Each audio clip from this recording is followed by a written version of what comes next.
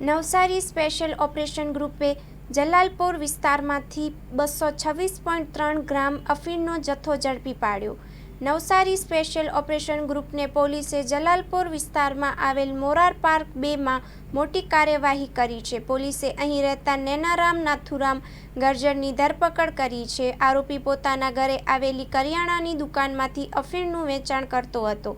Navsari special operation ગ્રુપને ખાનગી રહે બાતમી મળી હતી કે જલાલપુર તાલુકાના મોરાર પાર્ક વિસ્તારમાં એક ઈસમ પોતાના ઘરે બનાવેલી કરિયાણાની દુકાનમાં ગેરકાયદેસરથી અફીણનું વેચાણ કરી રહ્યો છે.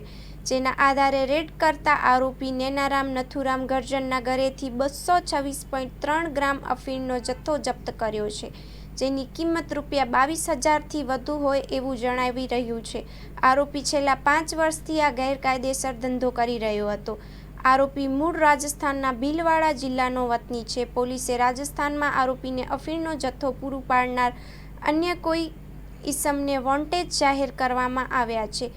Jalalpur police station NDPS act હેઠળ ગુનો નોંધવામાં આવ્યો હતો. Report by Sunil Ganjawala, Surat.